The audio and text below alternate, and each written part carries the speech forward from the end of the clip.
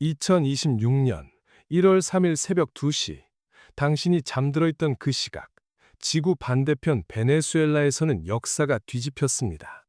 미군 델타 포스가 마두로 대통령을 체포했습니다. 영화가 아닙니다. 실제 상황입니다. 그런데 이상하지 않습니까?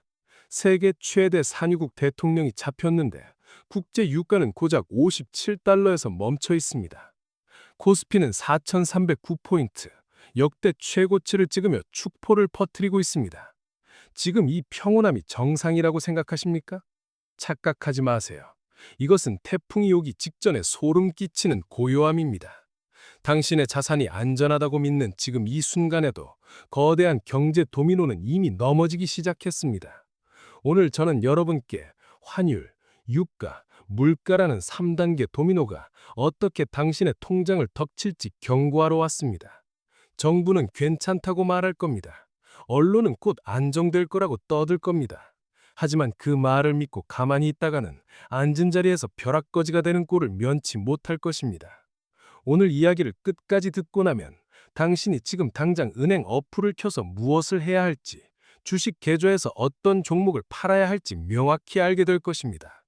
구독과 좋아요는 당신이 살아남을 준비가 끝난 뒤에 눌러도 늦지 않습니다. 지금은 오직 생존에만 집중하십시오. 우선 상황을 직시합시다. 트럼프는 베네수엘라 직접 통치를 선언했습니다. 이게 무슨 뜻인지 아십니까? 단순히 독재자 한 명 잡은 게 아닙니다. 세계 원유 매장량 1위 국가의 수도꼭지를 미국이 틀어쥐겠다는 겁니다. 여기서 첫 번째 함정이 발생합니다.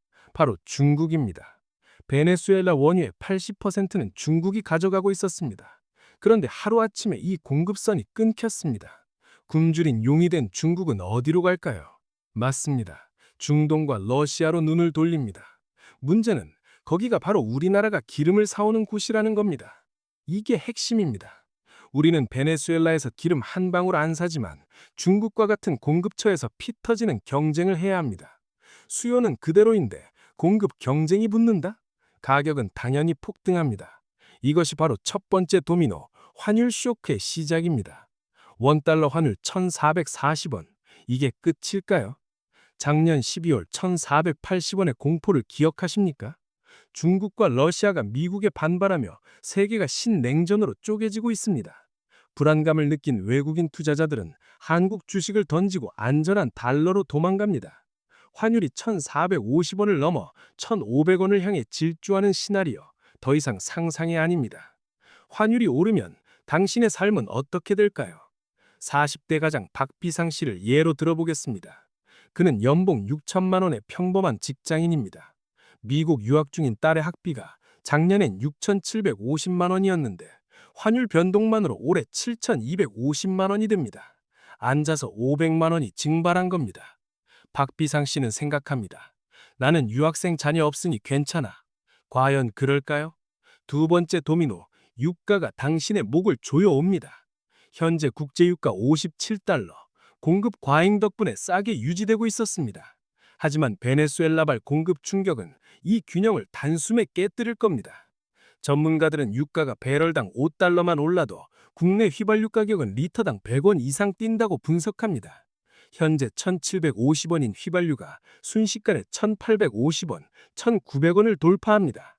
박비상 씨가 매일 자차로 출퇴근하며 한 달에 기름을 2번 넣는다면 월 3만 원이 그냥 공중에 사라집니다. 겨우 3만 원이라고요? 여기서 세 번째 도미노, 물가 폭등이 기다리고 있습니다. 유가 상승은 모든 운송비의 상승을 의미합니다. 택배차, 화물차, 버스, 비행기, 기름 없이는 단 1km도 못 갑니다. 물류비가 오르면 편의점 삼각김밥부터 당신이 점심에 먹는 순댓국밥 가격까지 모조리 오릅니다. 2,300원짜리 김밥이 2,400원이 되고 만원짜리 국밥이 11,000원이 됩니다. 4인 가족 기준으로 계산해 볼까요? 환율, 유가, 물가가 동시에 타격을 주면 매달 숨만 쉬어도 15만 원에서 20만 원이 추가로 빠져나갑니다. 연간 240만 원, 당신의 연봉 인상분보다 큰 돈이 사라지는 겁니다.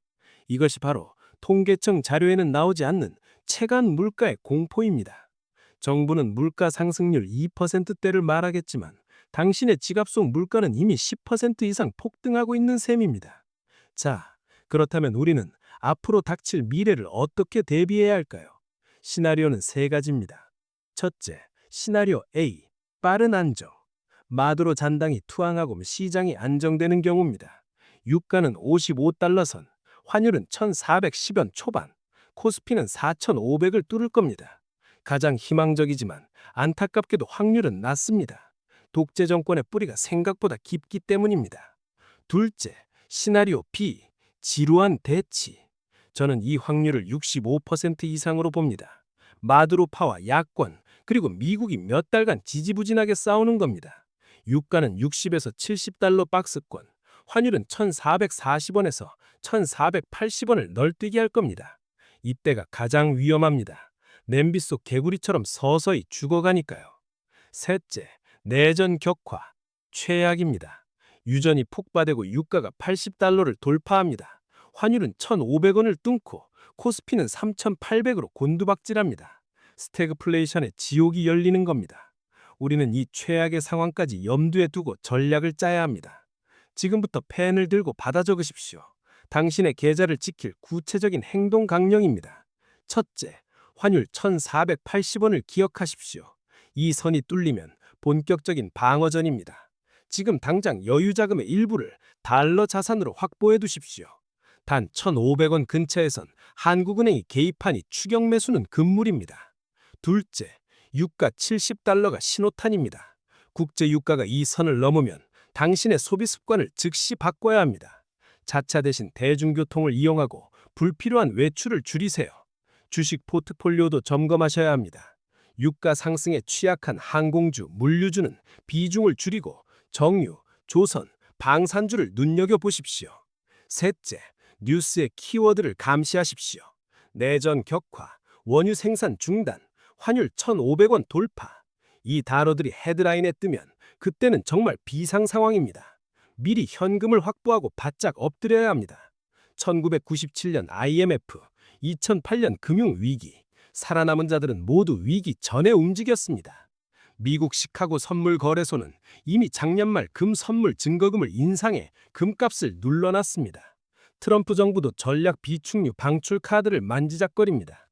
단기적인 폭등은 막겠다는 의지입니다. 하지만 장기적인 지정학적 리스크는 누구도 막을 수 없습니다. 1년 뒤 2027년 1월에 당신은 두 가지 모습 중 하나일 것입니다. 환율과 물가 폭등에 월급을 다 털리고 그때 따로 좀 사둘 걸 하며 후회하는 자, 아니면 미리 포트폴리오를 조정하고 위기를 기회로 바꿔 여유롭게 웃는 자. 선택은 오늘 당신의 행동에 달려 있습니다. 베네수엘라 사태는 남의 나라 불구경이 아닙니다. 우리 밥상, 우리 기름값, 우리 대출 이자에 직격탄을 날리는 예고된 재앙입니다. 정부도 한국은행도 당신의 지갑을 지켜주지 않습니다. 오직 당신의 판단과 행동만이 당신과 가족을 지킬 수 있습니다. 지금 당장 본인의 주식 계좌와 지출 내역을 점검하십시오. 그리고 오늘 말씀드린 임계점들을 메모장에 적어두고 매일 아침 확인하십시오. 위기는 준비된 자에게는 기회이고 방심한 자에게는 재앙입니다. 여러분은 어느 쪽이 되시겠습니까? 오늘 영상이 여러분의 자산을 지키는데 조금이라도 도움이 되셨고 다가올 위기에서 살아남을 준비가 되셨다면 구독과 좋아요를 눌러주세요.